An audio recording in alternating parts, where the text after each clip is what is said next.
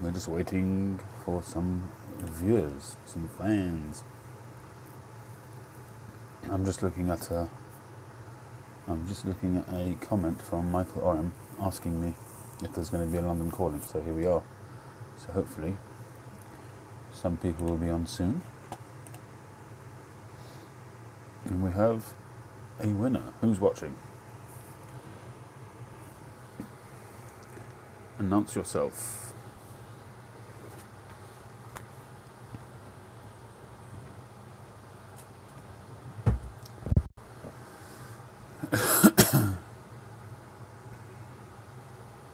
So who do we have? Who do we have with us so far tonight? Or this morning, I should say, really. Pipes and Bees. Not just me, it's Pipes and Bees. An honoured guest. Not just me. How are we doing this evening?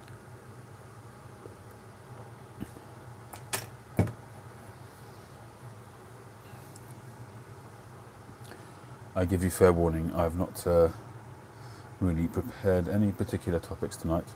The last couple I haven't really had much to talk about either, to be honest. It was just a good chat. But what I have done is, you'll give me 5, that's very kind of you. I had a long comment on my video, my first impressions, my early impressions of Solani Silverflake. And I got a long comment from Phil, from Max Wolf NW, he calls himself on YouTube.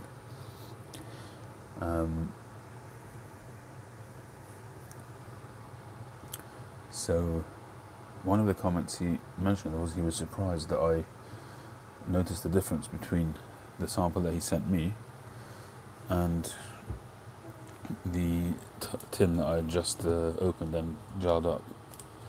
So this is the Silverflake that he sent me a sample of. These are all Virginias which he sent me. So this is the sample of 2018, which has been jarred for a few months. And this is the jar that I jarred up just the other day. And there is quite a difference in colour there. I mean, this stuff is darker by quite a margin. It may not come up so well on the screen, but it is. Trust me, there's quite a couple of shades of darkness there compared to. So I don't know how well you can see this.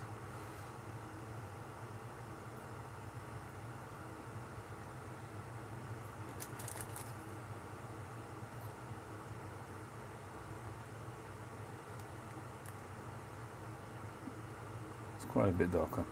It's not a good way of doing this, but trust me when I say it is darker.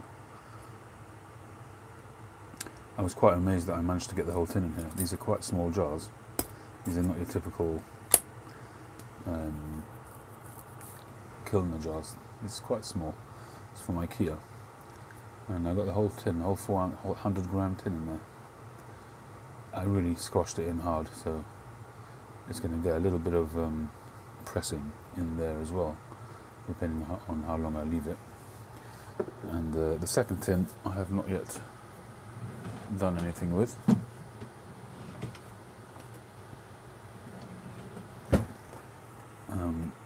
The second tin, this is how it presents itself, and some people say jar it straight away because it's not airtight.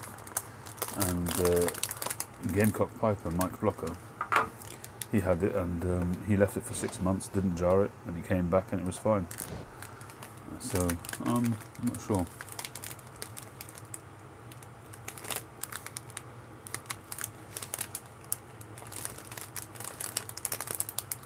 It's really nice stuff to unpack. It's nice long flakes folded up there, about a foot long the flakes.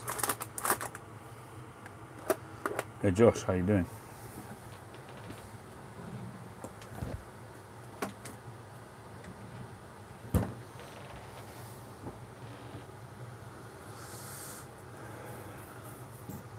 So tonight, yeah, doing well, thank you, Josh. So tonight I was having a look through some of my aged tins. I already had a bowl of First Responders, which I very much enjoyed. Well, it was a half a bowl. And as I said, these samples I got from Phil, from Max Wolf NW. So I might try one of those. The Escudo I've still not tried, that batch that I got recently. So I'm tempted to try that. And then I've got a few from the aged sale which haven't sold so far, and I'm kind of really tempted to try this mature Virginia. I have no idea how old it is, but oh no, sorry, I tell a lie. 2010. This one's got a date on it, so that's 8 years. Well, at least 7 and a bit. So that should be good, and it's a mature Virginia, so presumably it would have been matured to some extent beforehand. So I'm really tempted to try this, but I've got so many Virginias now, and Virginia Periques, that hi Felipe, I'm really in two minds. I'm not too sure. And then of course I took this out as well in case I wanted to go for a cigar. Hey Tree, how you doing? So I'm in two minds really of what to go for, whether to try the Escudo. I haven't tried that for a long time now, and I am really enjoying this vapor journey. This Solani Silverflick is more of a Virginia Kentucky, but it's a very subtle Kentucky addition, and it really just rounds off that blend very nicely. So I'm really not sure whether I should go for the Escudo or try one of these. Luxury Navy Flake I don't think I've had from Stoker Bees. I do have the Twist Flake.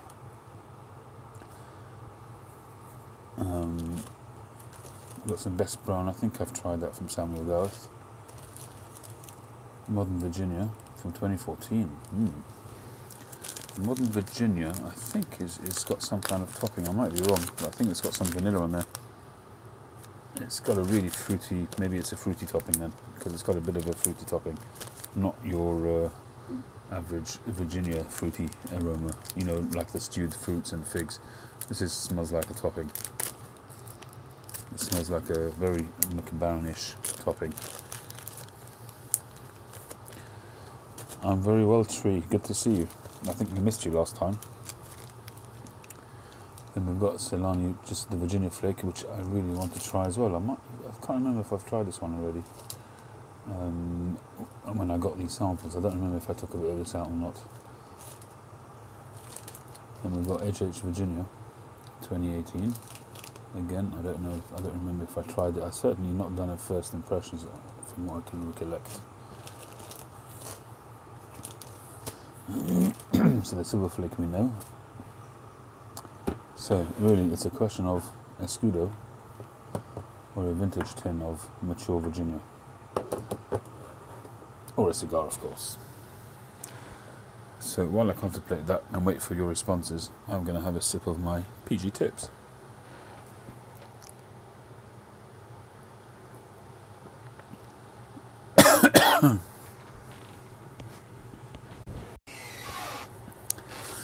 All three. It's early. Well, it's early for you, but it's midnight here, which I suppose is early compared to the ones we've done previously. Alright. I think I'll do the Escudo first, because if I go for the mature Virginia, it might spoil me for the rest of them, because that should be something special, hopefully, with 7 or 8 years age on it. That should be something decent. These are the other ones. This is Harmony, which is, I think, an aromatic. I don't know how old these are, I'll be honest with you. I think this is going to be quite a bit older than that one. My guess is, I don't know, excuse me, maybe 20, 30 years. It's a mixture Scottish blend. Again, I have no idea of age. I tried to do some research on this Fireside tobacco earlier this evening, and I couldn't find anything on it at all. See if I could find some history and to know if this still exists, or if it doesn't exist when it closed, then I'll know as a minimum what the age is. If any of you guys, whilst we're on, can do a quick research. Fireside Tobacco Corporation, 16 West 37th Street, New York. New York. If any of you guys can get on the interweb and Google it, that would be cool. And then there's this one here, which is Club Blend Roll Cut, imported in Martin Brothers International Incorporated, 60 East 42nd Street. So that's another one. Martin Brothers International, New York. Well, it was $6.90. So it's not going to be a huge amount of time ago. This is a 100-gram tin, so something like that probably now would sell out around, being in McBaron, might be a little bit more expensive than your Americans, so it could be about $25, something like that, maybe $30 for a 100-gram tin, and it's now $6, so it's about a quarter of the price, a bit less. Yeah, it could be 20, 30 years old, I suppose.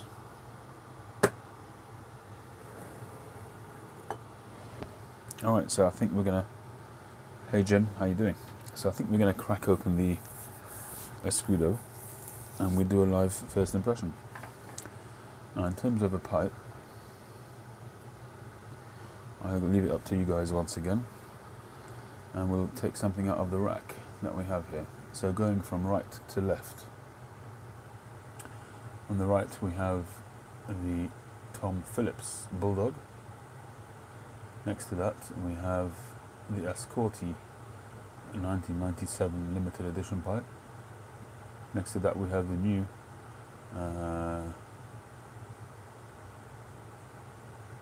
what is it? I've forgotten the name. Come on, chop chop. It's a crown version of a Winslow, that's right.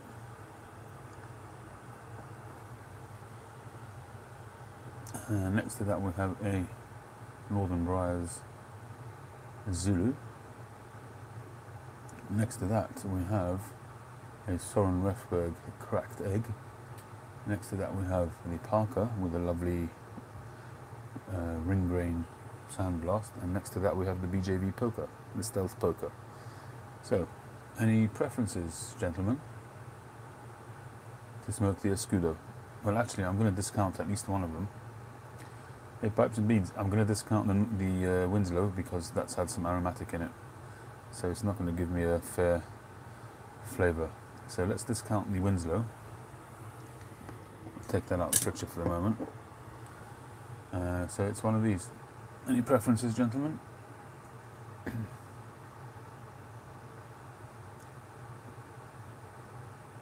All say aye. Going once, going twice. I'm going to go for the Poker Parker. Alright, let's see what anybody else says. You got me at the 11th hour. I was about to go for the Escorti, but either of those will be fine. Parker or Poker. Anyone else want to second any of those previous votes? Poker it is. Okay. Unless somebody else chimes in quickly, we're going for the Poker.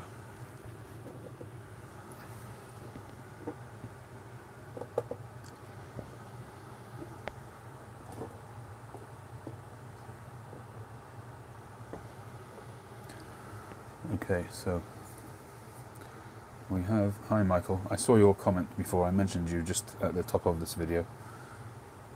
So this is the BJV Poker by Chris. Very, very nice pipe. Got a beautiful slant on it. So it's very canted. Smooth top, smooth bum, and quite an interesting saddle bit there. It's like a very sharp drop into the slim stem. Okay, so let's crack the tin.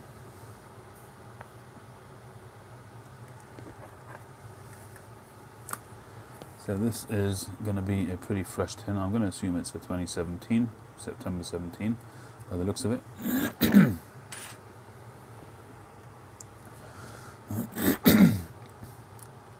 You never see what in action? Oh, you mean literally in action? Alright, sorry mate. Life ain't perfect, you know what I mean? You ready for the fizz? Ah, yeah.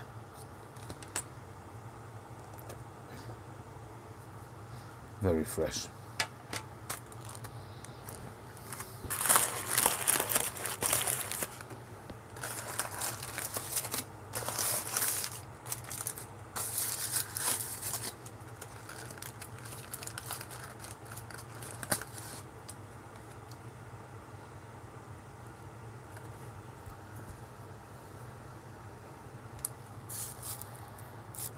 Tin aroma, fruity, plummy, a bit figgy, a little bit malty, and there's a fair bit of moisture in there. I've got to say that in terms of presentation and in terms of aroma so far, it's going to be very hard to pick between this, the Dunhill Navy rolls, the Davidoff flake medallions. Actually, I'm going to grab some, so just so you can make your own minds up. We'll just give us a little bit of space here.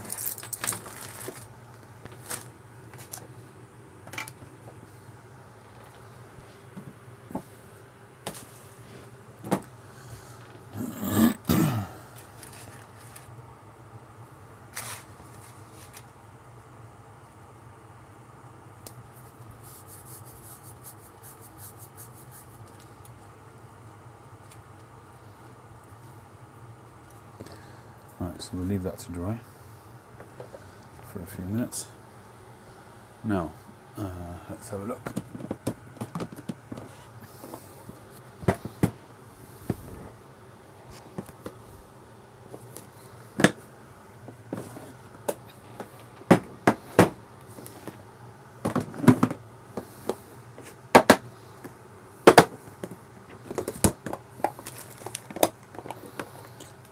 We have flake medallions.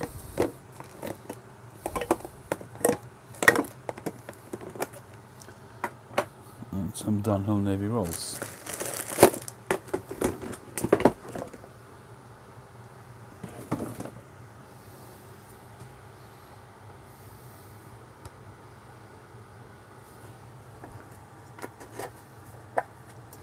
I'm going to keep the lids under it so I know which one's which.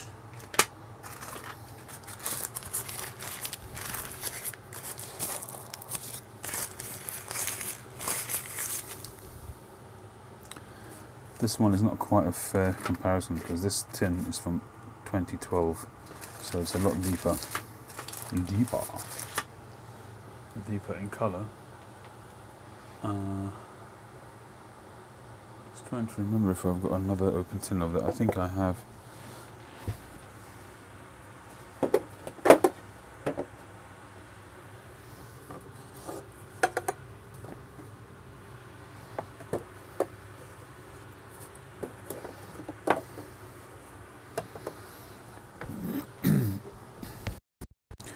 Yeah, we've got one here with one of the Moronic sized tins. So I think that's a fairer representation.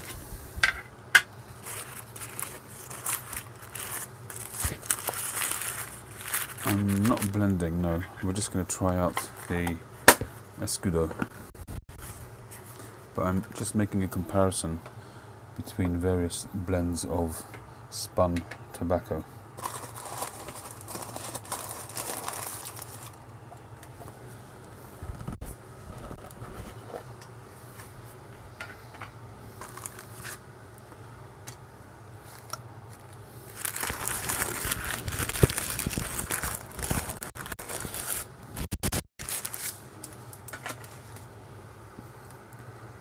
Okay, so this is the Davidoff flaky medallions. So this is really more like your Peter Stokkebye luxury bullseye flick. So you have Virginia Perique as the outer spun tobacco, and in the middle you've got a bullseye of Cavendish. Flavour wise, I didn't perceive a huge difference between this and the others. I didn't feel that the Cavendish made it any smoother or rounded it out or anything like that. To me it was virtually identical to the others. My palate perhaps is not as sensitive as some of the more experienced people, so I didn't really perceive a huge difference between these two. This is the Dunhill, and it's very similar. There is a slight difference, but I can't really see a major difference there in terms of presentation anyway. We'll see about the flavour. There is, like on the outside, a lighter, almost like you'd see on a cigar, like a lighter, smoother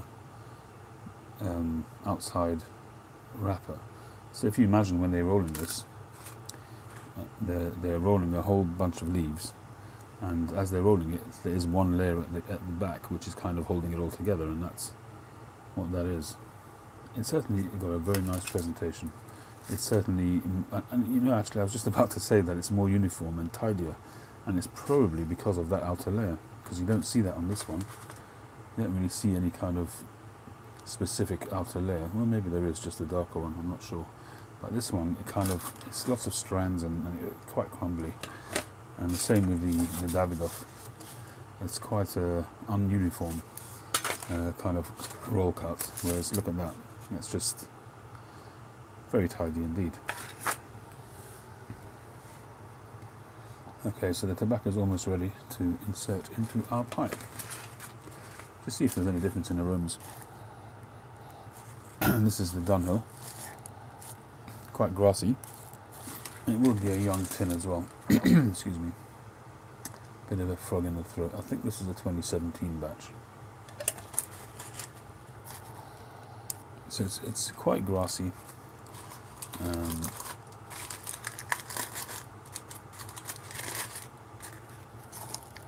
A little bit of sweetness there, a little bit of a plummy sweetness. This is the Davidoff.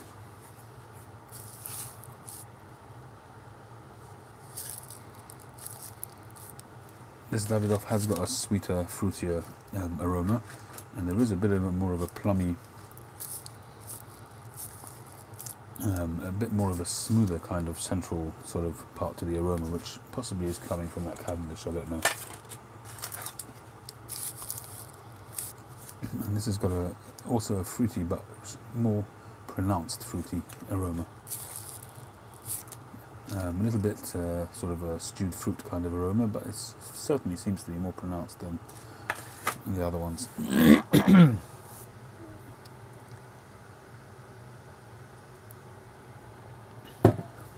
Okay, so I think we can load up.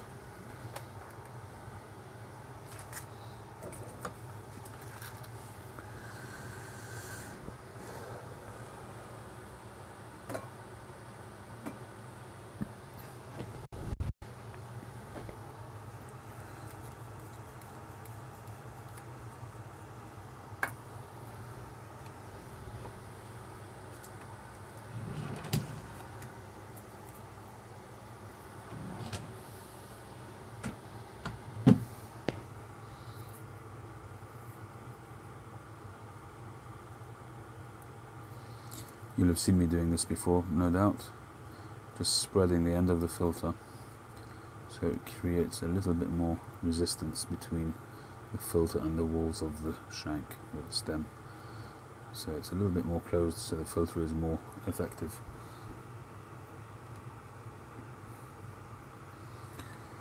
You were mentioned in dispatches, Phil.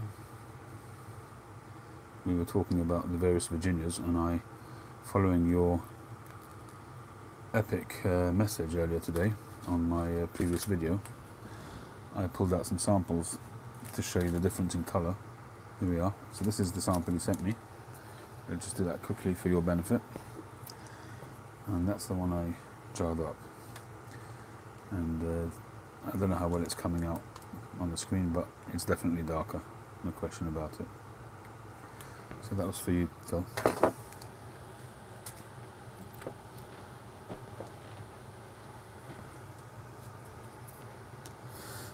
Right, so we're going to load up some Escudo. It's quite a fair bit of tobacco from one roll, once you separate it.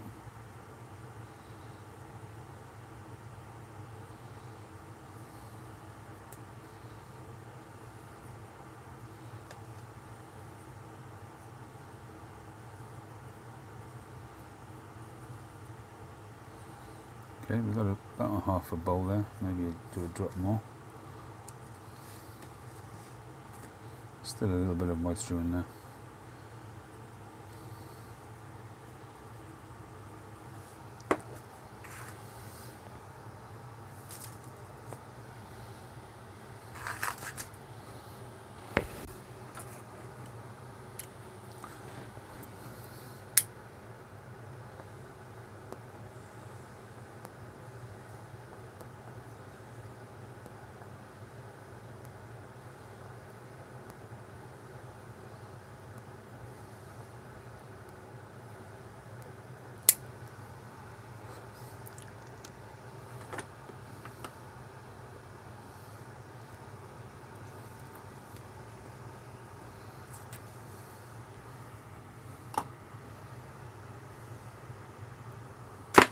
Cheers, tree.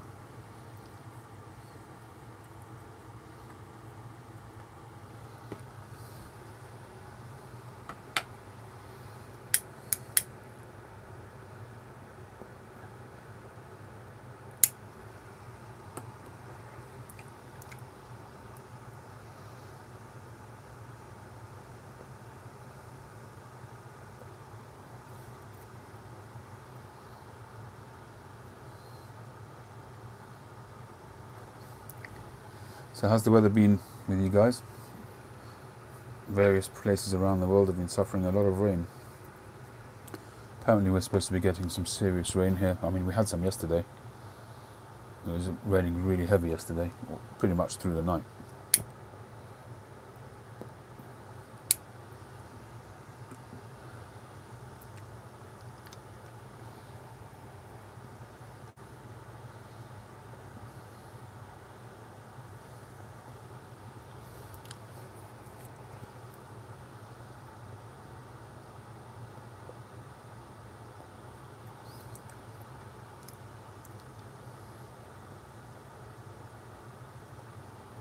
Well, on first light,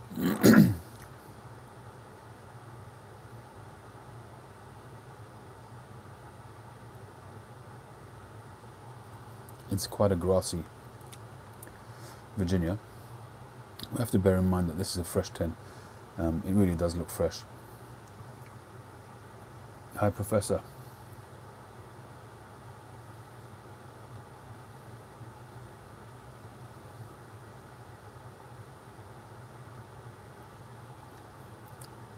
I used to listen to Wet Wet Wet some years back.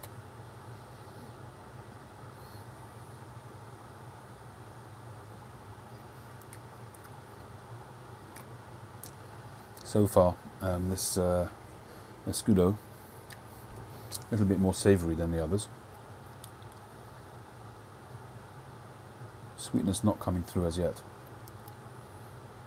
at least not in a significant way.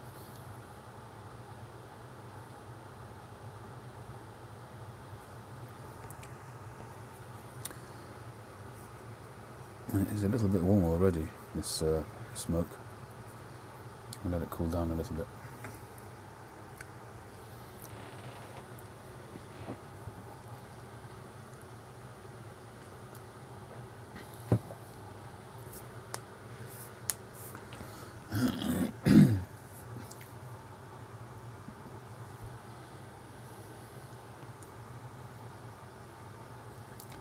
So my daughter got her engagement ring not long ago, which is very cute.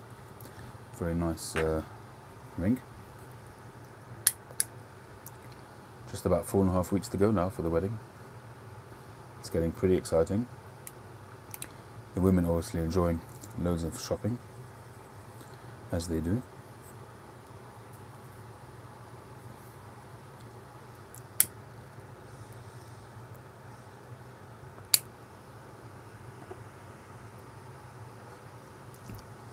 Well, England, it does rain a fair bit, but in the last year or so it hasn't really. Last few years, it hasn't really rained as much as it used to in the past. Although if you go to Manchester, you get rained on all year round pretty much.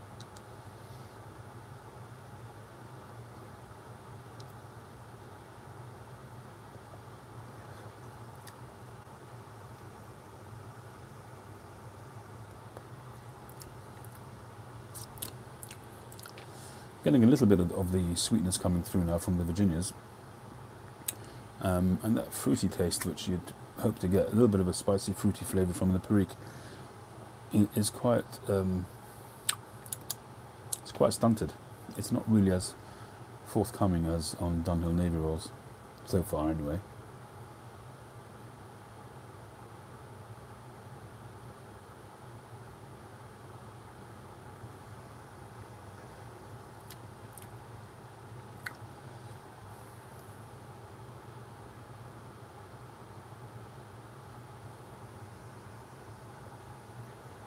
Indeed you do, Michael.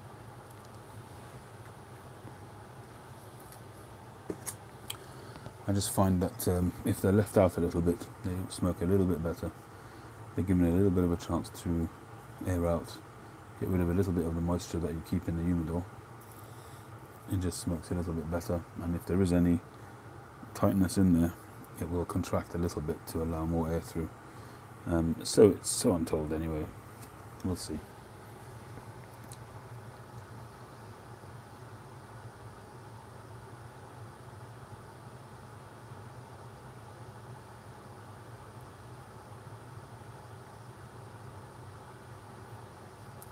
Yeah, I suppose you're right, Prof. It really depends on the time of year.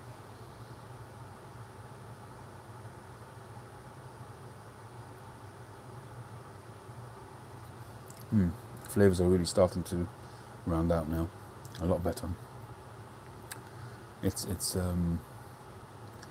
a bit of a peppery note at the back of the throat.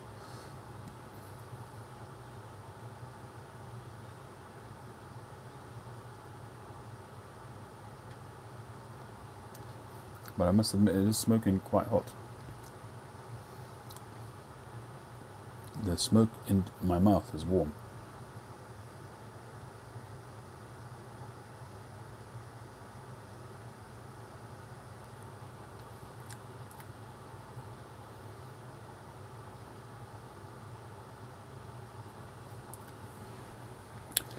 I've got to say that as a really very early first impressions, well, it's not first, I've had a Scudo a long time ago, but I don't remember it at all. We're going back a couple of years. At the moment, I would say that this is more of a grassy Virginia with a smidgen of Perique. The fruitiness is in the background quite a bit. There is a bit of a peppery kick at the back of the throat, as I said, but I think that this needs time in a jar.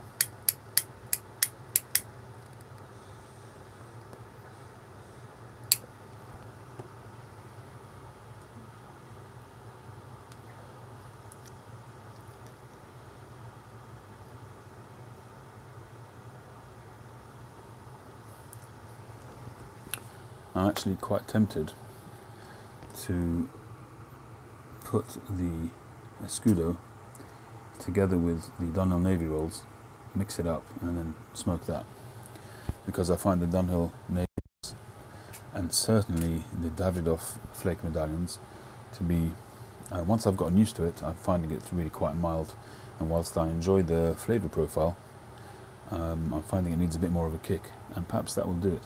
It will just add a little bit of a kick to it. So I might just do that, but I think I'll need to really smoke a Scudo a little bit more. This is a very early impression, so it's a bit premature to start making my mind up about it.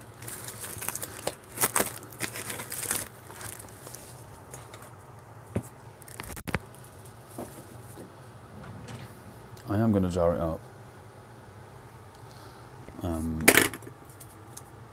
Because although I don't always jar tins, I put them into Tupperware containers. There's a limit to how many tins you can use. But I got these recently from IKEA, really very cheap. They work out less than £1 each. So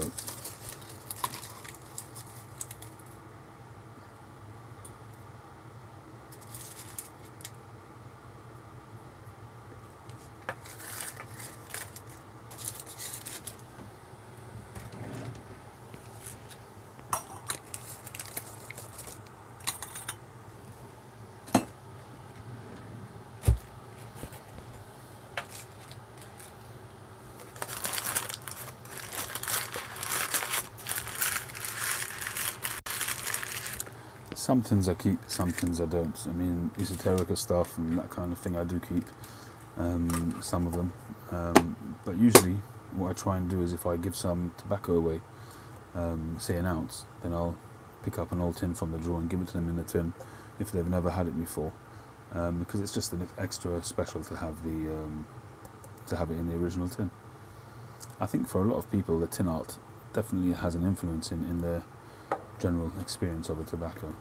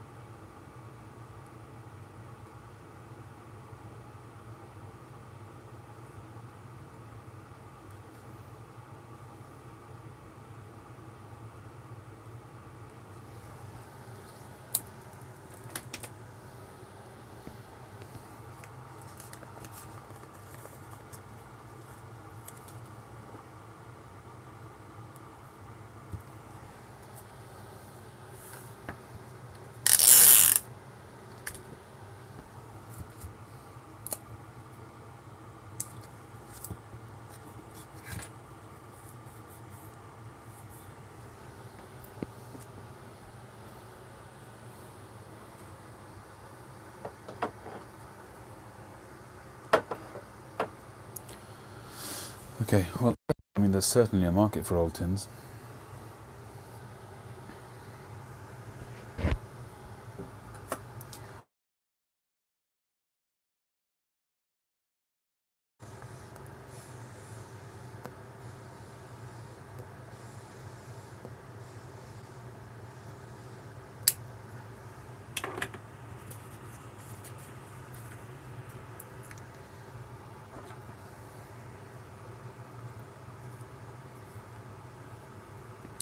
So it looks like we haven't mentioned the Donald for a week or two. It looks like we're going to get a visit from the old geezer.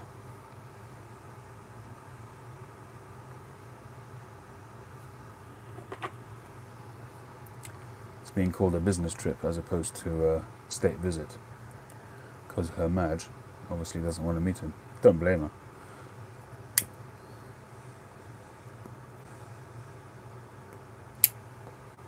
As much as I respect what he's done, a lot of what he's done, not everything, but a lot of what he's done.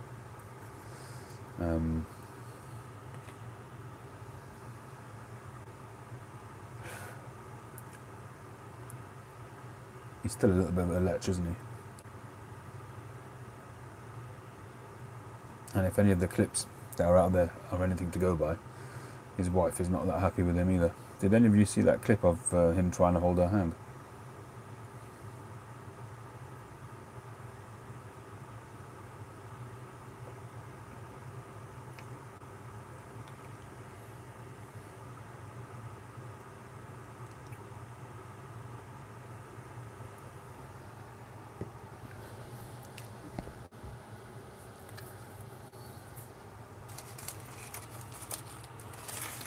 What did you see, Michael?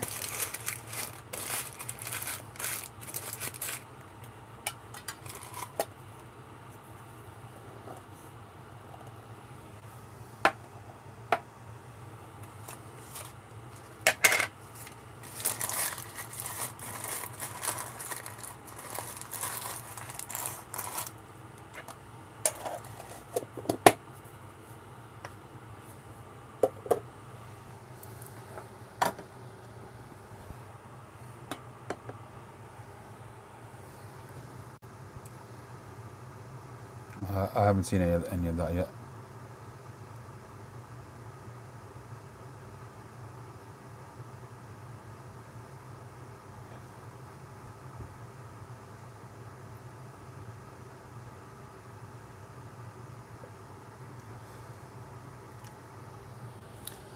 I don't know. I haven't really got to grips with. Yeah.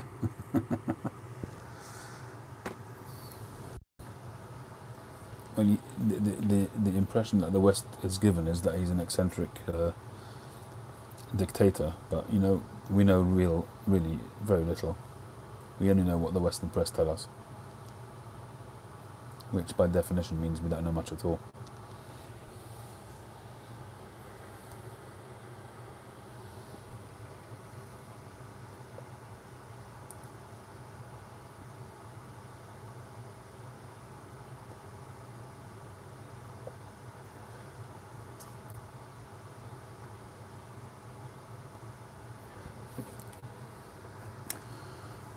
Right, somebody asked a question before, something about cigarettes. Old Lang Syne. Any advice for cigarette smokers who want to change? Alright, so it looks like Josh got in there. Cigarettes are made to be trashed, that's why they come in a carbon box. If pipe is an investment in a personal ritual, but in fact you smoke, drop the cigarette.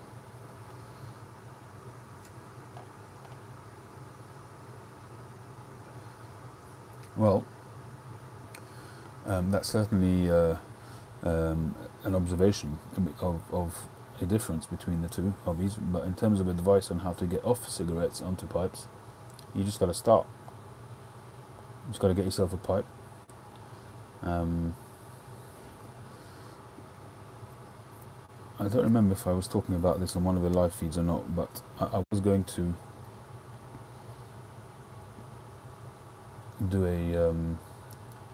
a series of starting smoking a pipe. Some of the viewers had asked me to do that, but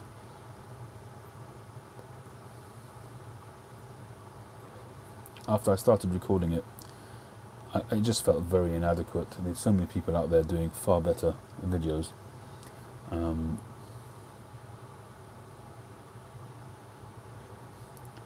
So Old Lang Syne, if you want to, have a look at Mutton Chop Piper. He's got a series on starting on how to smoke a pipe. There's plenty of people. Just type in how to smoke a pipe on YouTube and you'll get plenty. But you need a bit of patience if you're watching Mutton Chop Piper. His detail and regimen is fantastic, but he's very slow and methodical, which is good for a new smoker, I guess.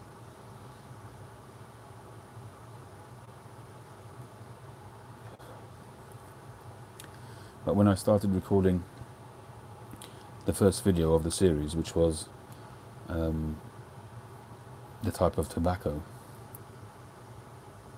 to start with and the type of pipe to start with, I came to the conclusion that there's no good advice to give, because everybody has a different palate and everybody's tongue and palate reacts differently to different tobaccos.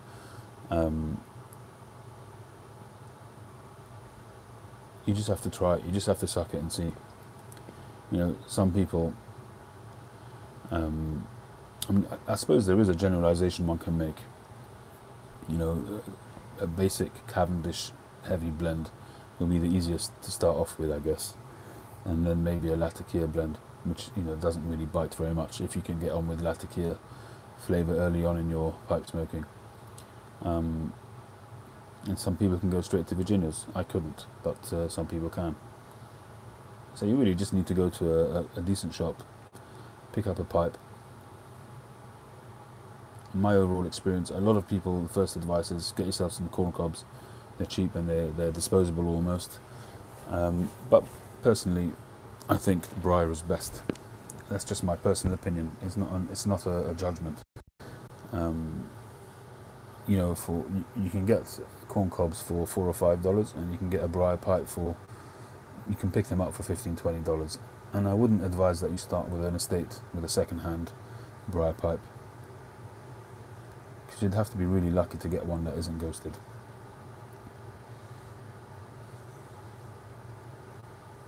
So, based on my own personal experience, I would say get yourself a cheap new briar pipe, something like a billiard shape, because you can't go very far wrong with it, and the people who made it can't go very far wrong with it in terms of drilling and getting it, center and all of that, so you get the best possible experience.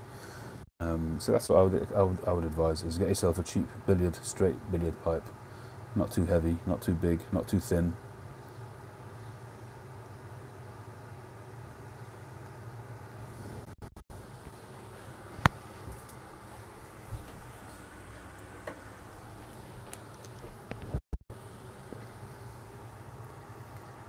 And this is the kind of thing I would encourage you to go for.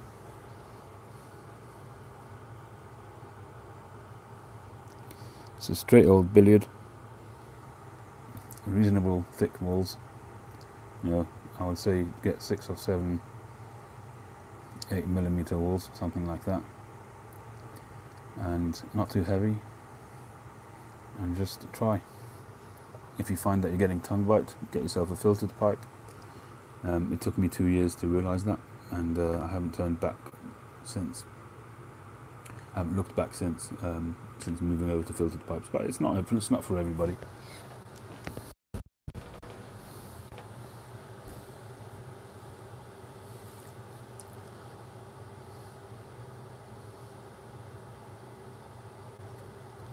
Who's that by Blue Queen tree?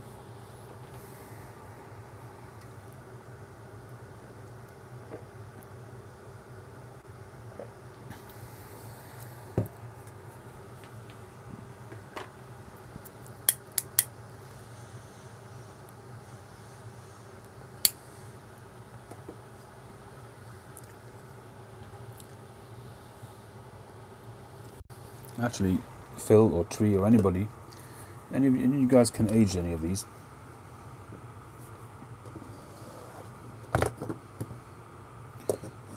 I'd be really grateful if you could give me any insight into these at all.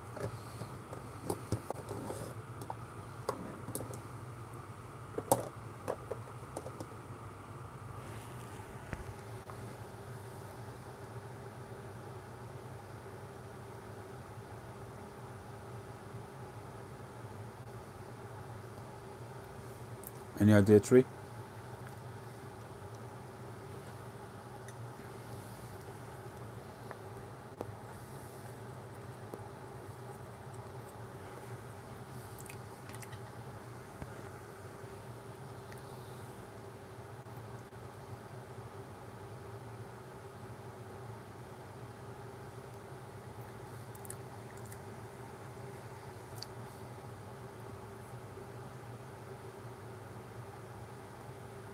Oh, cool. What type of tobacco is that?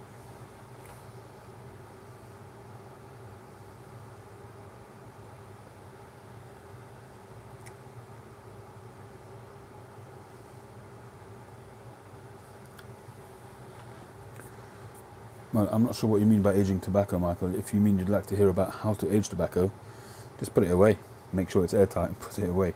If you mean in terms of dating tins, that's a different matter entirely. And you have to do research.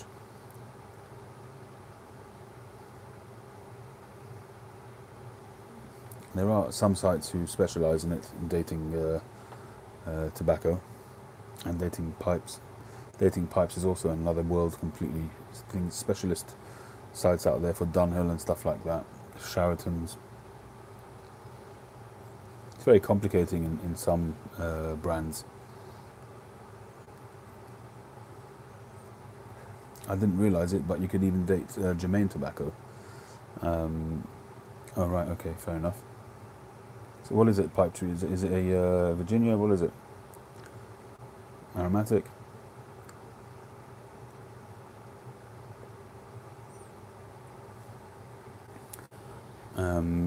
I saw in my last conversation with Robert Germain, he told me how to date using the code on the packaging.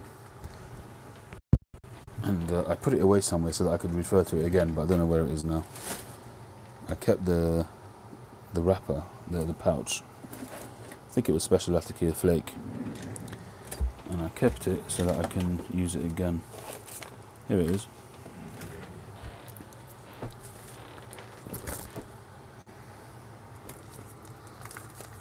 So this is what he told me. B, the letter B equals 2017.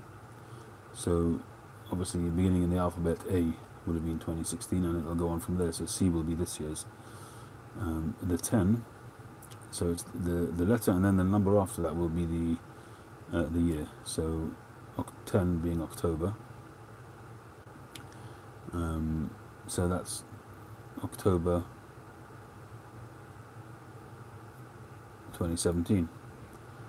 And the rest of it refers to batch numbers and things like that.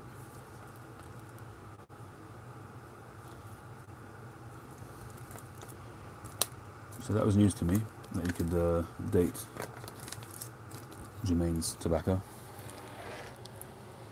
Actually, I just had an idea. I've got some Germain's tins somewhere.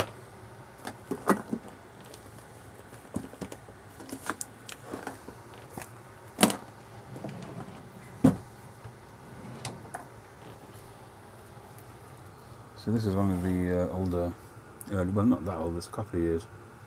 This is May 2016 I got it. We'll see when it was, if there was a code on it somewhere. So this is the problem when you buy tobacco here, is everything's covered up. I don't think there's one underneath that, but it's probably under there. And these stickers are made in such a way that you can't get them off. You try to take them off, it rips off the label. Yeah. Ridiculous, really, how much they've invested in this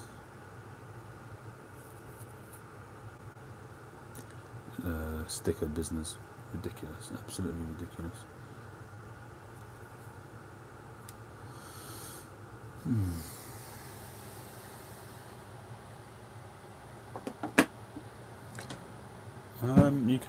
You can get Germain's in the US. I think it's easier to get than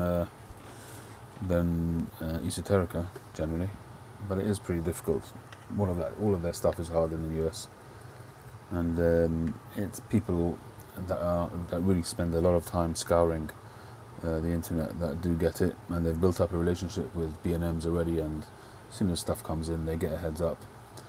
You know, people like Jeremy Larson, for instance, he always seems to be able to get Germain's and Esoterica stuff ahead of the game. Good luck to him. He obviously works hard to get it.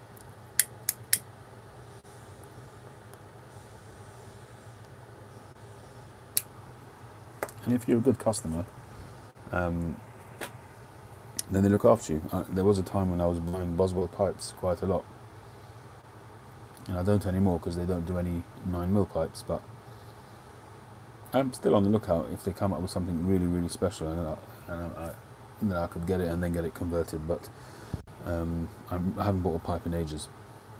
But when I was buying pipes, I was sometimes buying it at a rate of 1 or 2 a month, and so at that time they looked after me. And if Penzance came in, or Northwoods, or Stonehaven, that kind of thing, when they got a delivery, they looked after me. But now, the last few drops that they've had, they're not interested. So, and that's fair enough. You know, I don't spend enough money there, so that's the way it goes.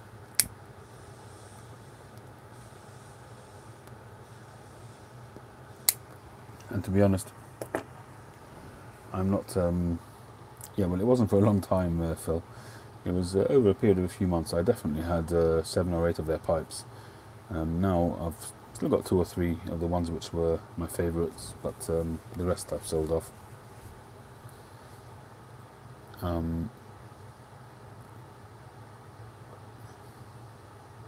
But I still buy tobacco from them fairly regularly.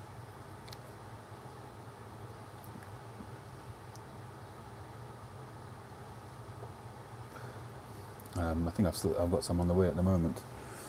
There's more, and at the moment, to be honest, I'm not really chasing down any of those tobaccos because I'm really into the Virginias, and there's plenty of Virginias here in the UK, and there's plenty of Virginias in stock, and vapors in any of the American sites that I buy from Four Noggin or Boswell's.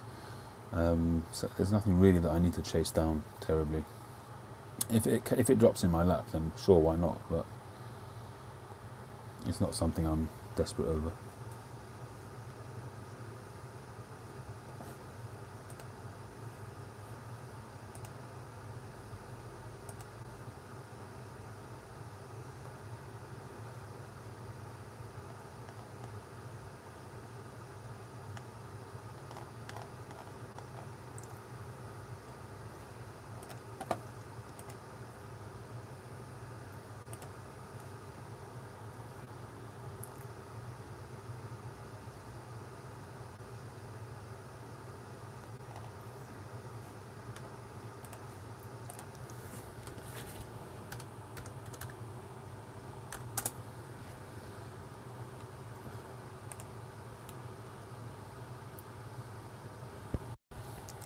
So I've ordered a few tins from Boswell's, which should be coming in during the course of this week. A Rattray Dark Fragrant, which looked like something I'd like to try. I don't think I've had any Rattray's tobaccos so far. I've got some Boswell's Dan's Blend, which sounded like a good red Virginia to try. And I've got some HH Pure Virginia. The small yellow tins, the square tins, which also look like something that I'd want to try.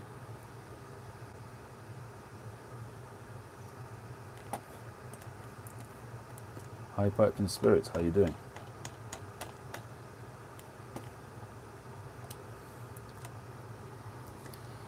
Max, Jermaine's or Stonehaven, but just a whim.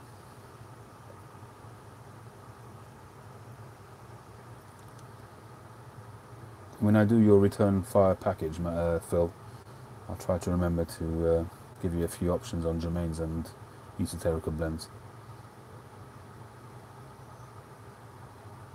In terms of Stonehaven and Penzance, I've only got a few crumbs left myself of, well, at least of ones that I want to open. I've got no 8 ounce bags anymore of Penzance or Stonehaven, but I do have a decent amount of Rich Dark Flake, which, as you know, is pretty much the same thing as Stonehaven, so I'll be more than happy to send you some of that. I can send you some special Latakia Flake. Do you like English blends, Bolton blends?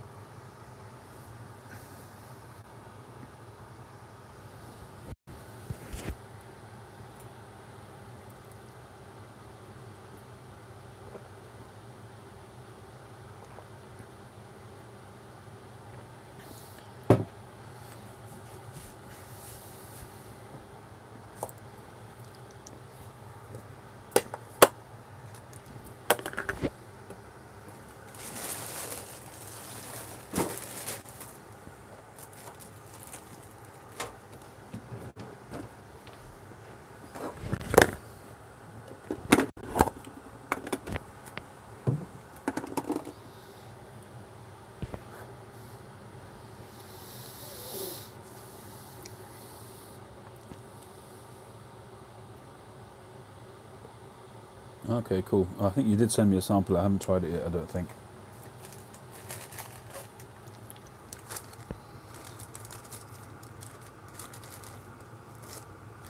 Is that this one?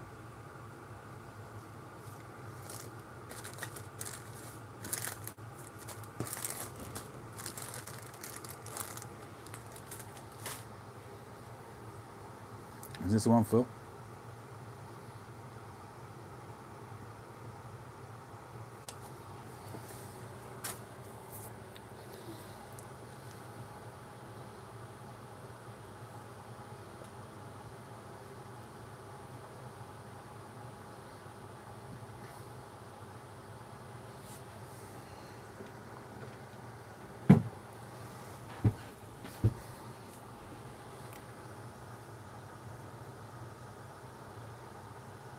I assume so.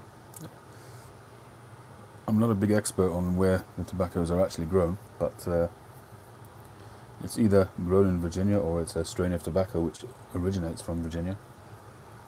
Maybe Phil will know about that, or Tree.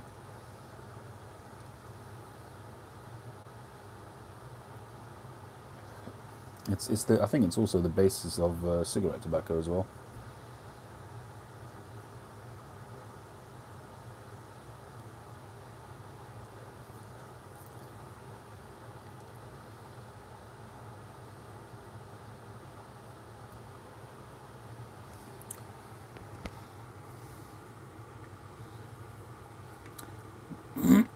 I do find this Escudo is quite slow burning.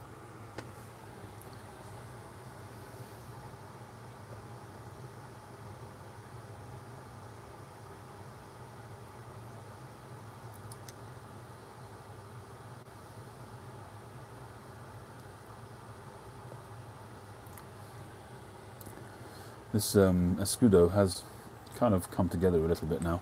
It's a little bit more balanced, but it's definitely got a more robust profile compared to the other ones that I've been smoking. But that could be due to the fact that it's a very fresh tin.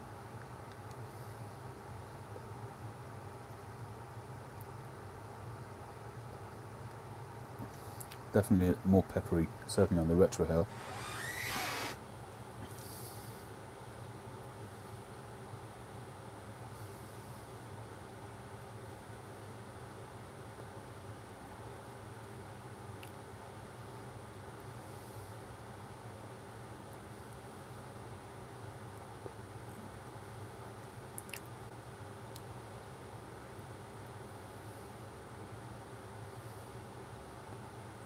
There is a little bit of a delay in the responses that I get, Phil. The funny thing is, the way I'm set up here when I'm doing these live feeds is I've got this phone here like that, and I've got the big screen there, which is where I read all the responses. And I definitely get the responses on the phone a lot sooner than on the big screen. It seems to be almost instantaneous on the phone as opposed to the screen. I'm not sure what that's all about. So maybe for viewers there is a delay, and as opposed to the phone, the transmitting phone.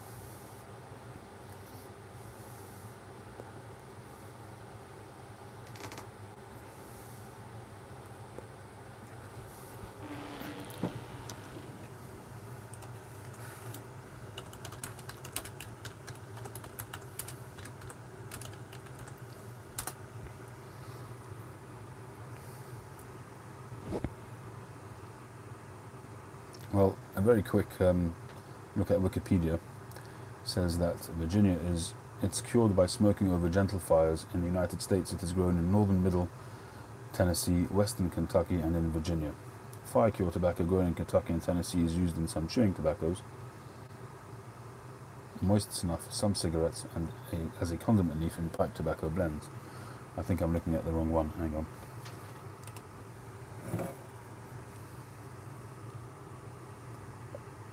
That was, I think, aromatic fire cured.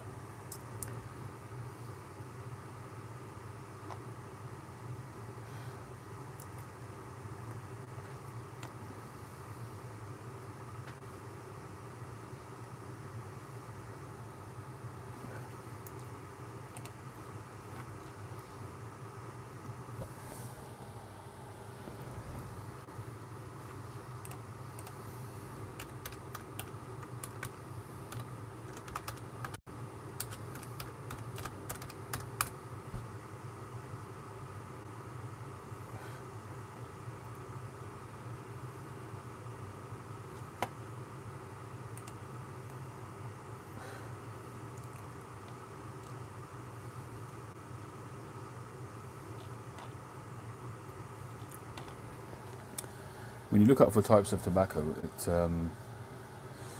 it doesn't actually bring up Virginia as a type of tobacco. I think Virginia is just the plant, the leaf, isn't it? And then from that you get whether it's flue cured, fire cured, and then Burleys and all of these kind of things. Are they not just derivatives?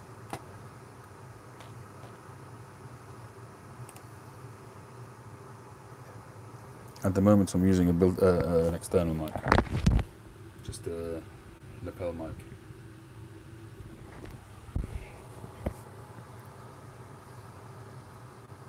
Alright, Matt, I don't know if it's coming through clearly or not, but at this time of night I don't really talk at full voice because people are sleeping. So I hope it's not too quiet.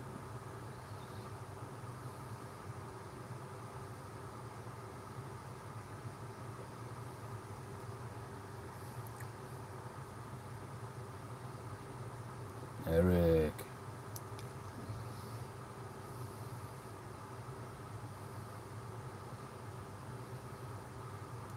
Cheers, good. I'm pleased that you can hear me fine. How you doing, Eric?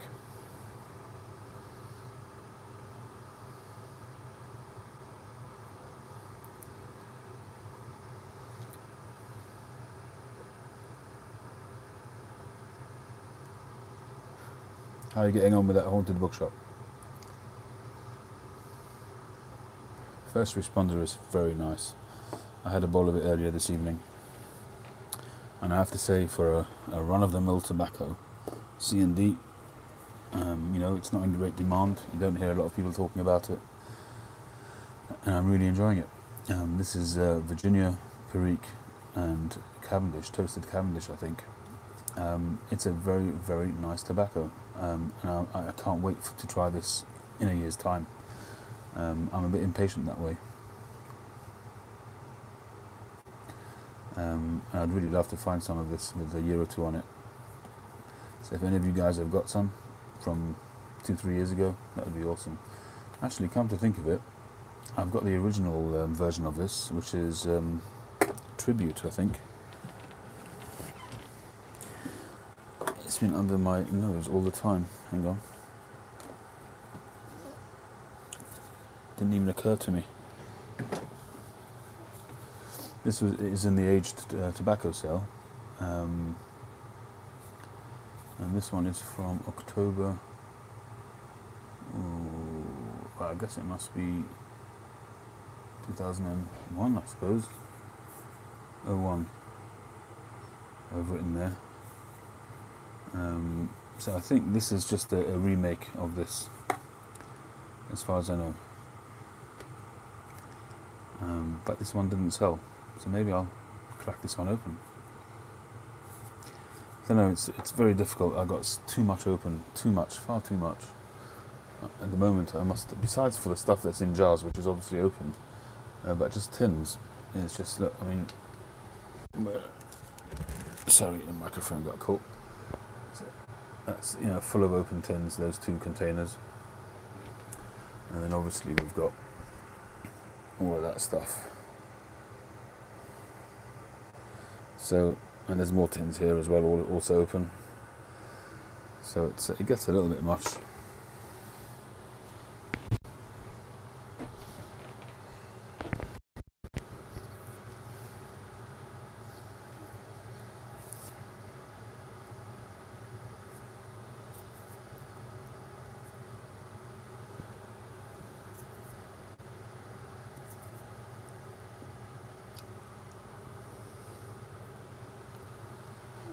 But it is a very nice, nice vapor. You can smoke a bowl after another. It's not heavy. I really highly recommend it. If you like vapors, you should definitely try this stuff. Very nice.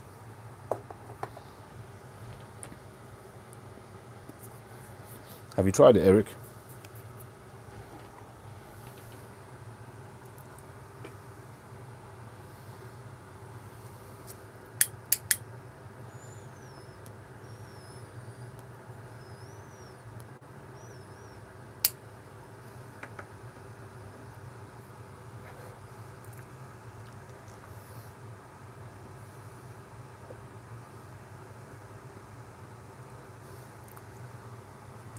I think these days we're a different style of pipe smoker. I think that the internet has certainly had a big effect on that. I think gone are the days when people would have their, I'm not saying it's completely gone, but I think that the days when people had their particular tobacco and that's all they smoked. I think there's quite a few people who are still like that. If you look at eBay or any of these second-hand shops that sell tobacco-related stuff, you'll see the pipe stands with a central jar in the middle for storing their tobacco, because people would have just one tobacco.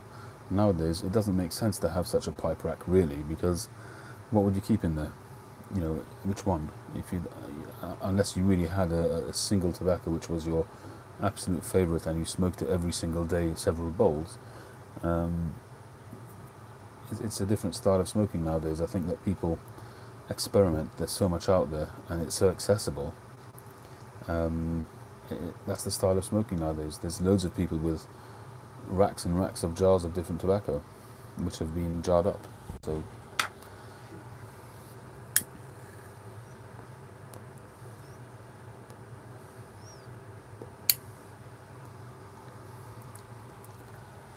okay, to move on to something else.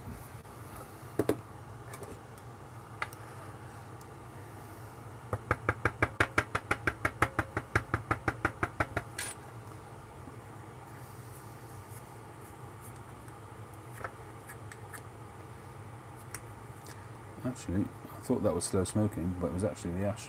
It was pretty much finished there. There's no big clumps of tobacco. That's pretty good. Pretty well behaved tobacco there. It really only just started getting a bit ashy right at the last, so that's quite impressive.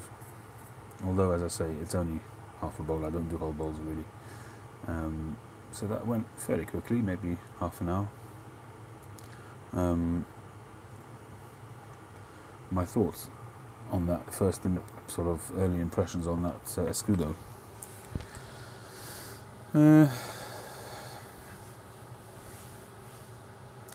I think I prefer Dunhill Navy rolls.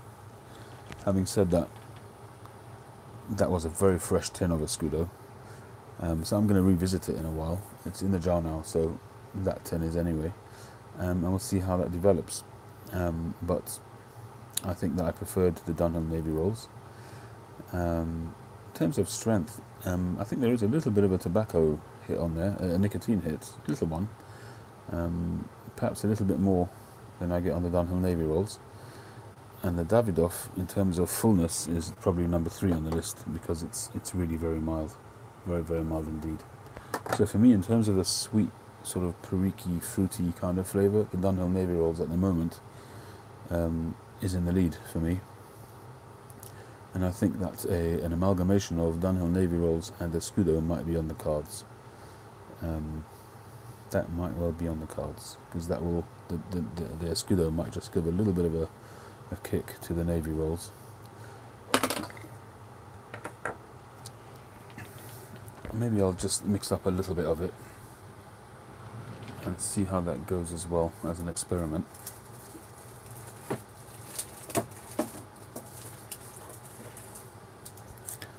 So somebody said something about blending before, was being a little bit prophetic.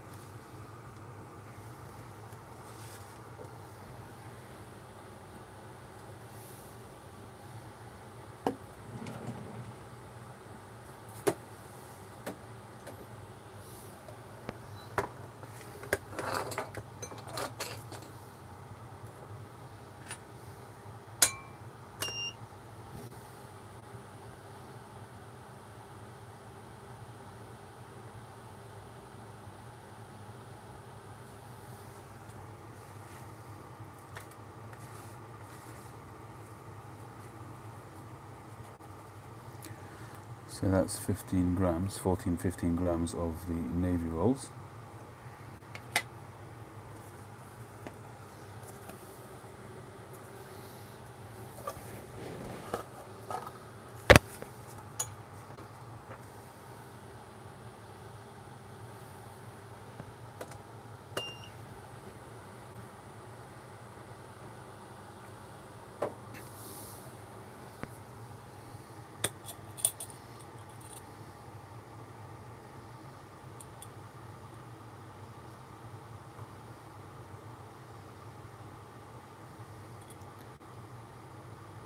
So we're going to go about 50% of it with the Escudo. What was it? 15 you said?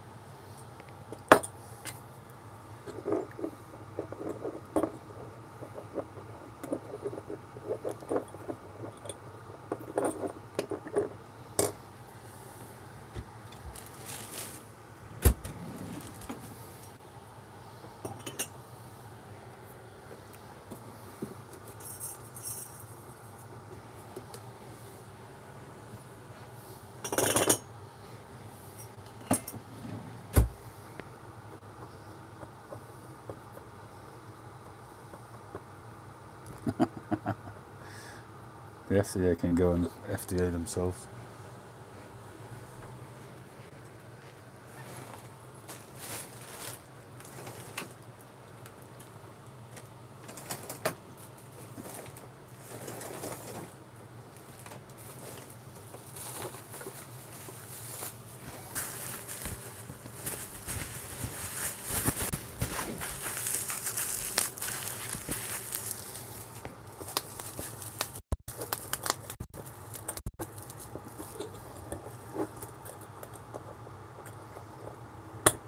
Okay.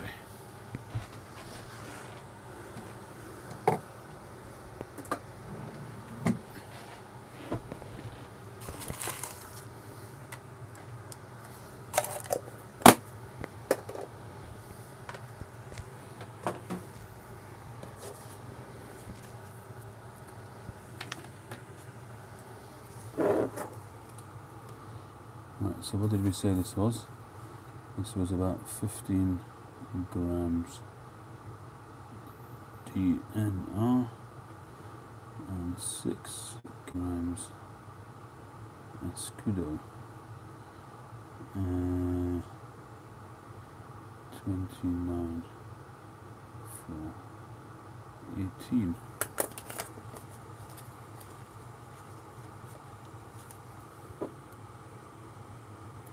Well, we're going to let it stew for a bit and we'll see how we go. We'll give it a taste maybe next Saturday night, see what it's like.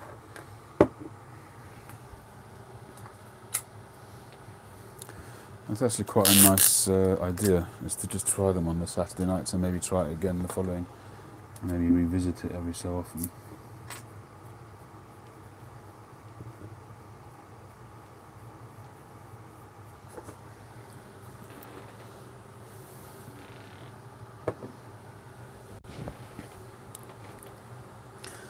I gotta say, I'm really impressed with these things. I've only just started using them, and they're good.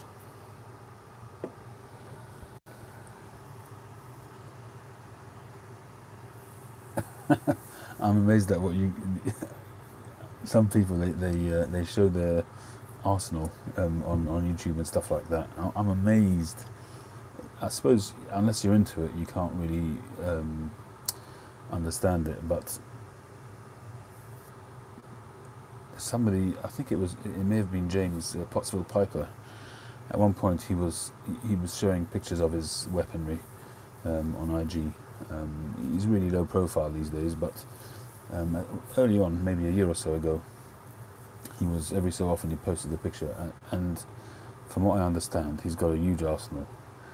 And I suppose if you're not a collector, you can't appreciate it. But I suppose if somebody were to say, somebody who's got 1,000 pipes, somebody who doesn't smoke pipes would not understand it. So I suppose it's the same. I don't collect guns, so it's hard for me to appreciate why somebody would want hundreds of guns. But there you go.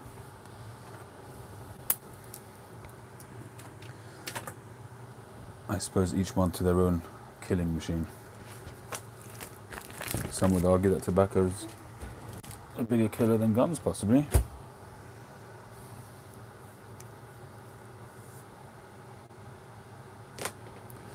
Which amphora were you trying there? Old Lang's Iron? Was it the Full Aroma?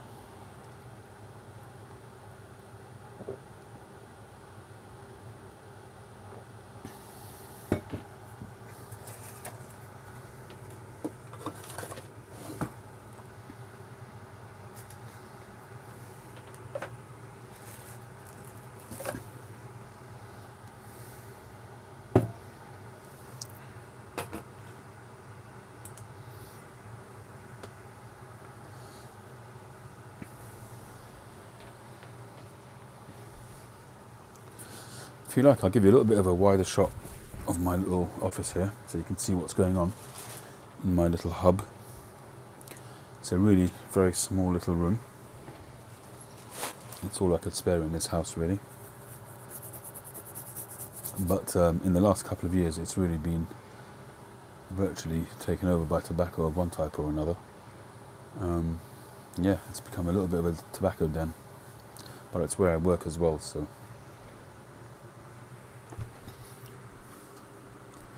Just take the power lead out.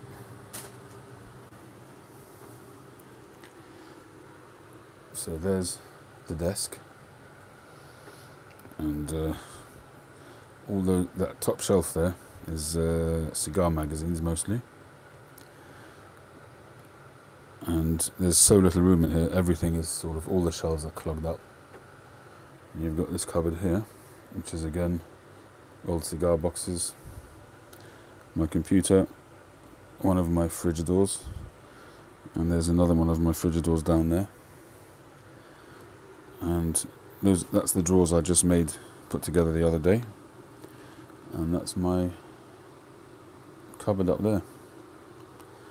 So you can see it's a pretty small room, and that corner there is where it all happens. A bit untidy, but that's what it's like when you've got a small room.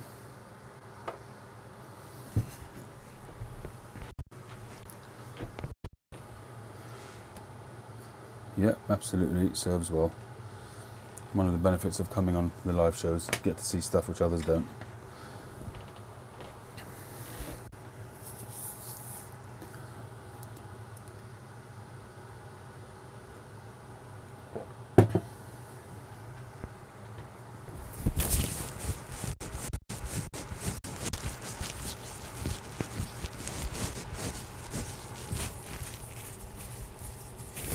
So you're smoking the Full Aroma. I hate to sort of say this because it really feels like I'm just pushing my own agenda, but try it with a filtered pipe. It will make all the difference.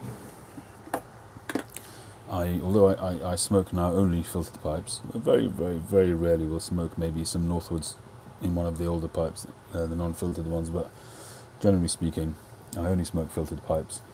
But it's like, I feel like a bit like a converted cigarette smoker. Somebody who stopped smoking cigarettes, the worst thing you can be is critical of somebody who still smokes cigarettes. And I kind of feel that way as well. I hate pushing onto people the idea of 9mm pipes, but when people say that they're having problems and they're having issues with tongue bite and so on, that's the simplest advice I can give. Besides for letting it dry out properly, drying out it's a double-edged sword, because when you dry out too much, it gets very, very dry and brittle, and it burns very fast. So if you don't keep your cadence down, you're going to heat that up very quickly. And even though you've evaporated most of the moisture, even if it feels tinder dry, when you warm it up, you are going to then produce more moisture again. Whatever happens, the steam, the heat will produce moisture. So it will bite you possibly if it's completely tinder dry. And then if you smoke it too fast, it will bite you. So it's kind of finding the right balance in the dryness. But if you're still getting bitten after drying it, just try it with a filtered pipe. If you have any cobs, any Missouri Meerschaum cobs, they will take the paper filters. That's a good way to start if you don't want to invest in converting your pipes or buying 9mm briar pipes. Just get some corn cobs, some Missouri Meerschaum ones, because the Missouri Meerschaums,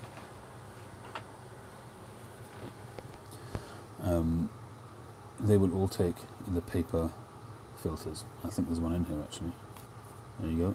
And they're all made the same way, and the stems are interchangeable. Yes, they are the best, but you have to have a 9mm pipe or a 6mm pipe for that, whereas if you've got a Missouri Meerschaum, you can just put one of these paper ones in, just to try it and see if it makes a difference. And if it does, then you can think about investing in 9mm pipes. Or alternatively, just get 1 or 2 9mm pipes which use for the tobaccos which bite you, and see how you go.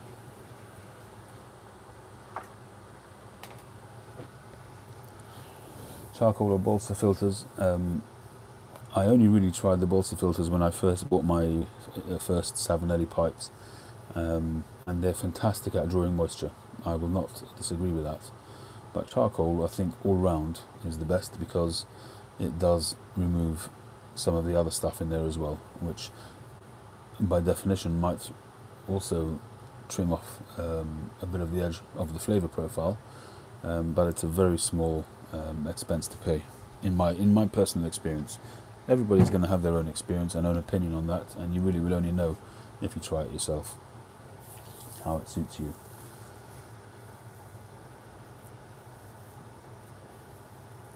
I've never tried the Kerry's pipes. We were on talking about that.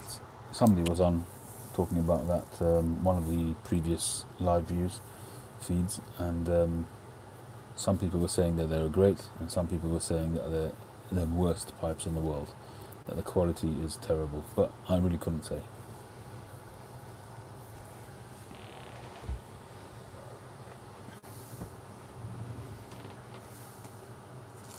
Oh, it wasn't on here. It was on the UK TPC, which is the UK Facebook group.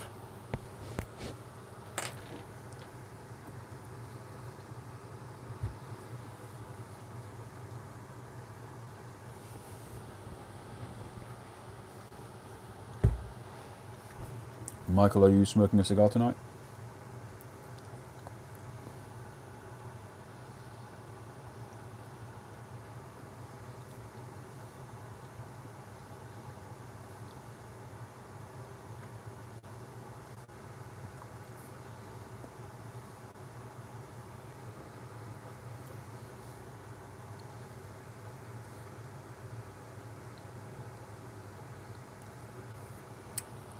Good, enjoy.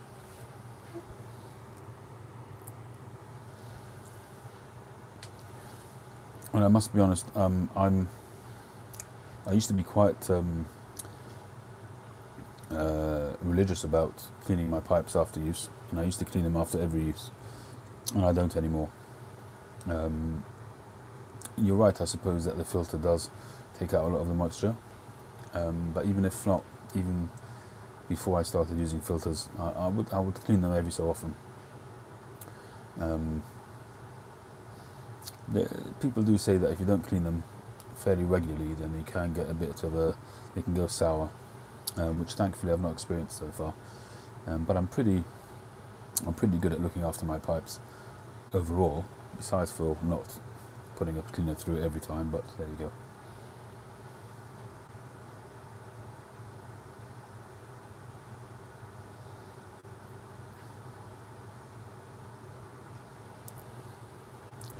Michael, that's a yellow card.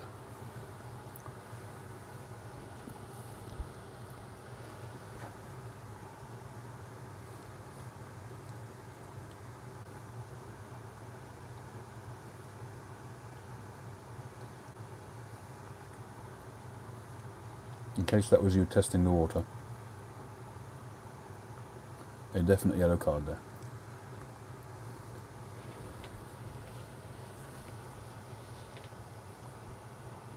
Riva Plug. Somebody was putting me onto that, sent me a little sample. I've still got it somewhere. But I've never really gotten into it. It was Justin... Oh, come on, what's his name?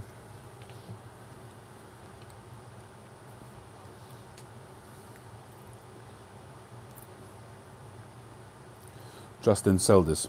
Any of you know him?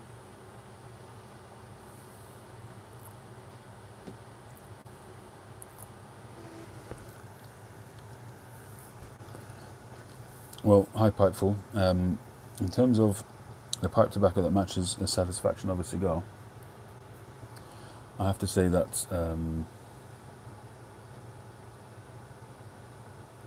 that I've really been enjoying the McClelland Christmas cheer pipe. The tobaccos, they've got quite a full sensory experience.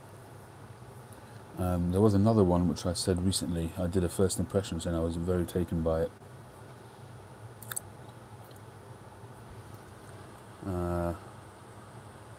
I don't remember what it was, but certainly the Christmas cheers, the 40th anniversary from McClelland, I am finding those to be quite fulfilling in a sensory in a sense. Not flavour. They're not going to give you cigar flavour, but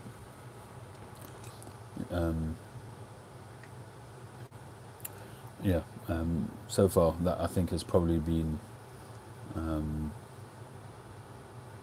my sort of result of that kind of search in terms of tobacco compared to cigars.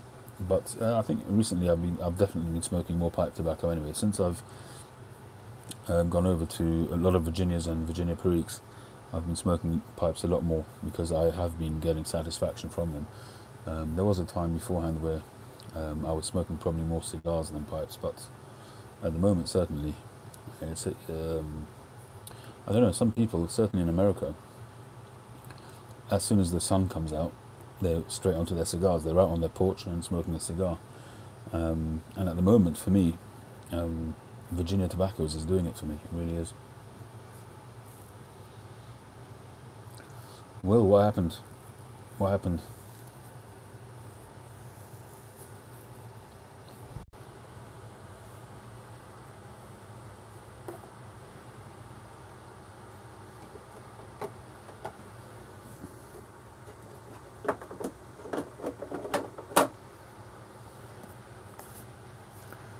Are you talking about this stuff, or as opposed to Scottish cake, which this is? Scottish flake, is that something different?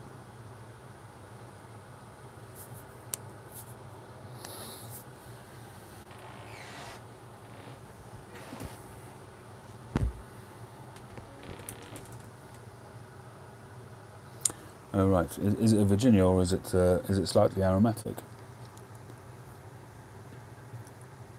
Or is it a pure Virginia?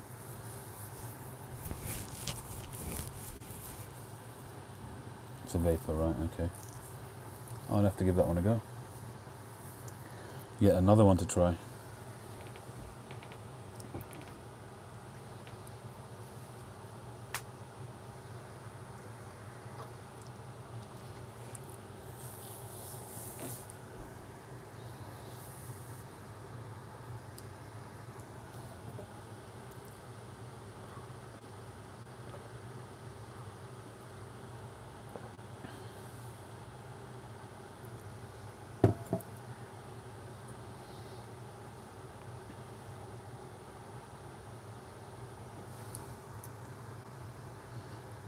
Oh, that's bad news.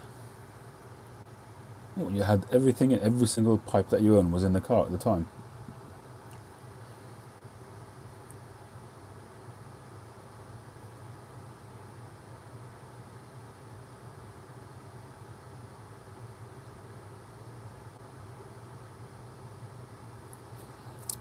Mosley's Best, never heard of that. Quite full, what is that?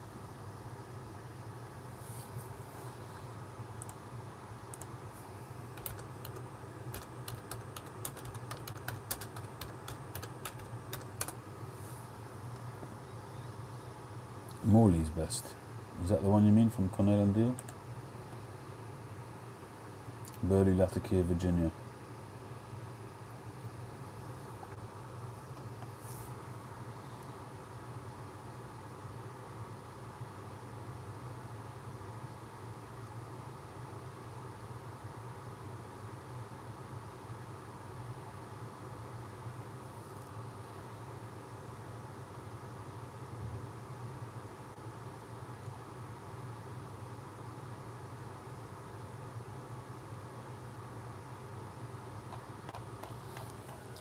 If it is Morley's that you're talking about, then that's I think the Burley Ford blend, which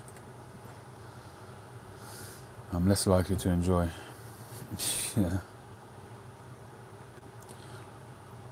Yes, autocorrect is a pain in the neck at times.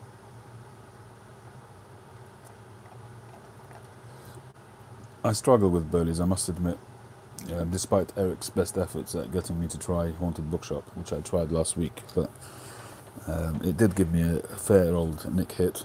But I just don't enjoy the flavour of Burley's. Yeah, Latakia is great. Latakia is good, but at the moment I'm off those as well. Pretty much the occasional bowl of Northwoods or vintage Syrian, but I'm very much on the Virginias and the Vapors at the moment.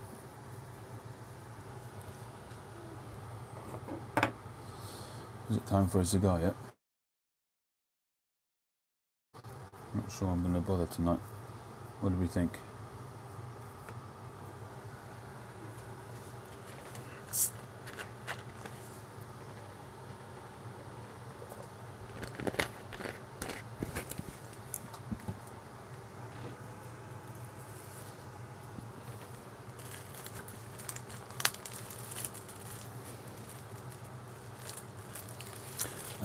Solani aged Burley I've got, and I didn't like it very much either. It's not offensive or anything like that, I just don't seem to enjoy the flavour of Burley. I find it to be very savoury, and I don't mind savoury, but it's not a nice savoury, it's like a cardboard kind of savoury, and I just don't enjoy it. No point forcing the issue.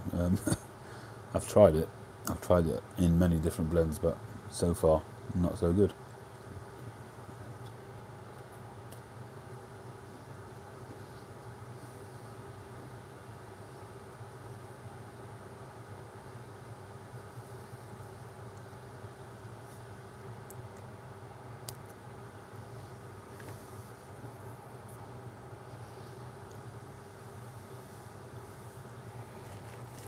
That's what Eric said as well. Matches 860 had been telling him to try it, and he kept on persevering until eventually he really... I don't know if you're still on, Phil, you can speak for yourself, you don't need me to tell the story. But he really, really likes Haunted Bookshop now.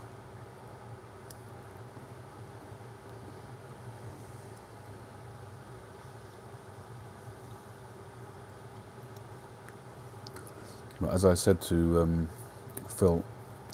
Eric the other day, I just don't see the need to force myself to like something.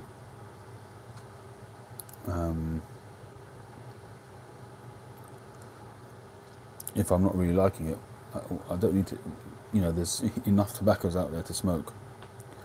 And especially Haunted Bookshop, which has got a very strong nicotine kick. I really don't want to force myself to like it and then start to become sort of almost addicted to that nicotine hit. I'd rather settle with where I am, which is bad enough, if you like. So I'm not chasing it down.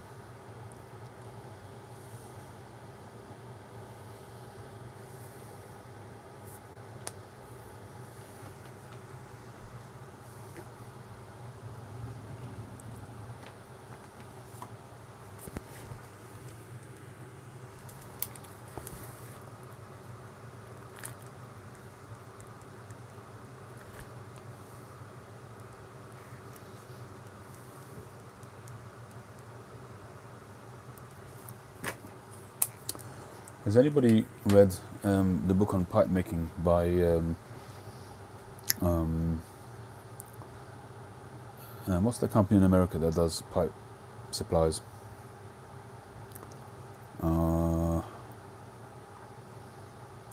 Brain's not working. Anyone? I think it begins with a V. Yes, yeah, Vermont Freehand. Apparently they've got a book which gives you everything that you need to know to start carving a pipe. Anybody read it?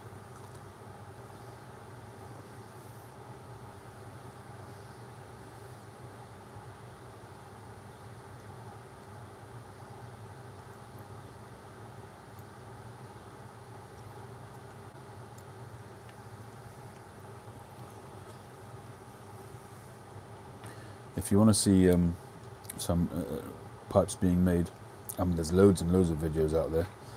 But if you want to see it in one of its simplest forms, I did a video on it and inserted some clips into the video. Search out Moretti pipes.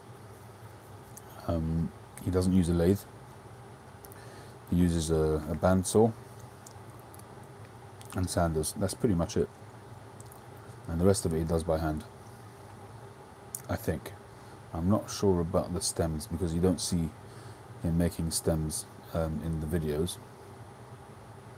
You just see him sanding them into shape. But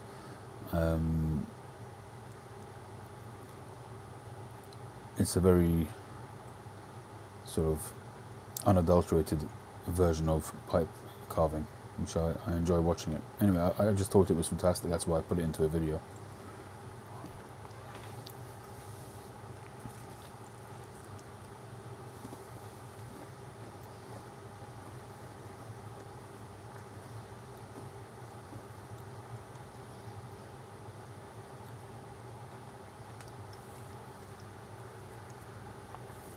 I did recently read, I managed to acquire a couple of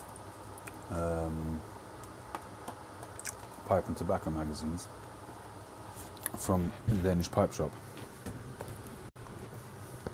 which come from America, obviously.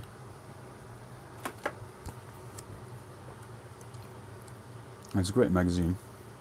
It features a lot of pipe makers, but there's one article here which I read about Steve Morissette. This guy, really smart kind of guy, and he makes some beautiful pipes. He's a very kind of dapper, well-dressed. I think he was very successful before he started making pipes. But I was reading what he was saying with great interest. He was quite scathing about the amount of new kids on the block in America, how many people are out there making pipes.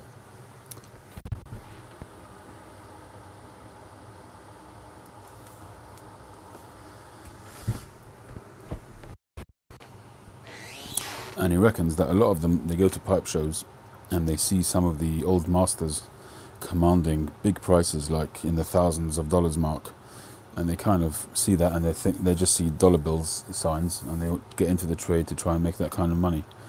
And I kind of touched on this in the past couple of weeks about how quickly prices escalate with new pipe carvers, and that's kind of in a similar vein.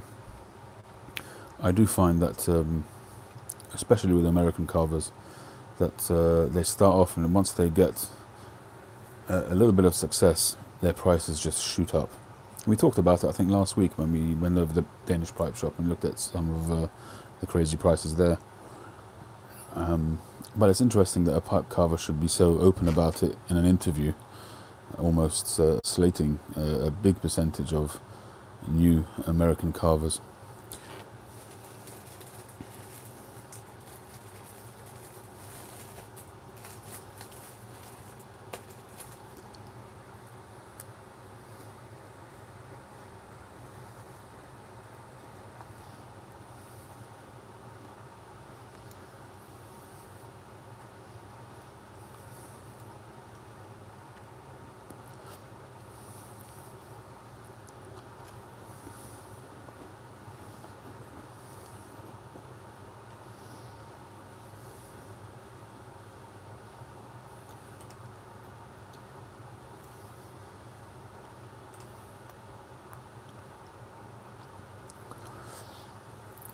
Any other topics, gentlemen?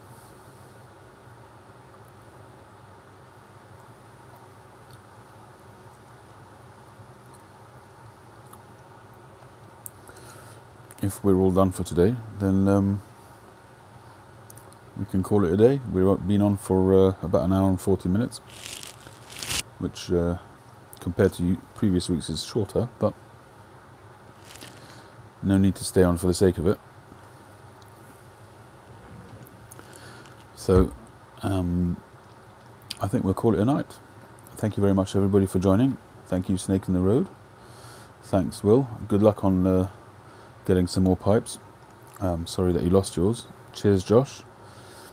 Hope you get your package this week. Should be. Cheers, Michael.